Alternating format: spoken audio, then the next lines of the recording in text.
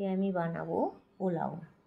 প্রথমে আমি পোলাওয়ের চালগুলোকে ভালো করে ধুয়ে জল ঝরিয়ে কাগজে শুকাতে দিয়েছি। অন্য পাত্রে তুলে নিয়ে তাতে তেজপাতা,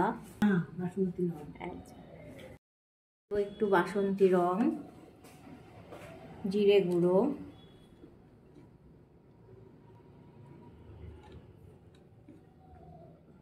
আদা বাটা,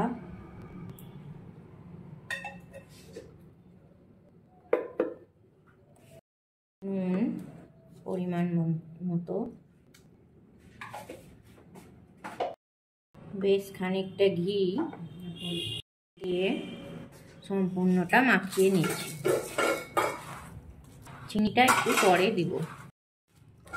সুন্দর করে সবটা মাখানো হয়ে গেছে। ঘিয়ের মধ্যে তেজপাতা, শুকনো লঙ্কা, জিরে আর গোটা গরম মশলা ফোড়ন দিলাম। চালগুলো এগুলো মেখেছিলাম দিয়ে দেখাবো।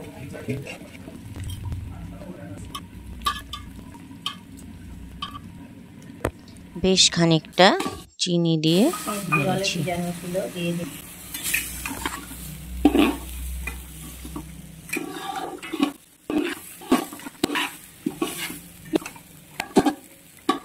আরো বন্ধ করলে চলবে না।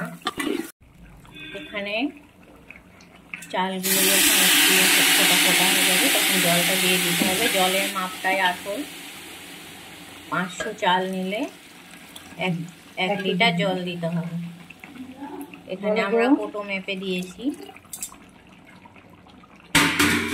4 কোটোতে 8 কোটো জল দিলাম।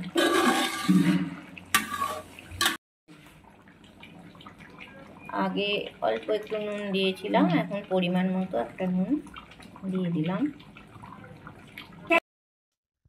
এখন আমার পোলাও তৈরি।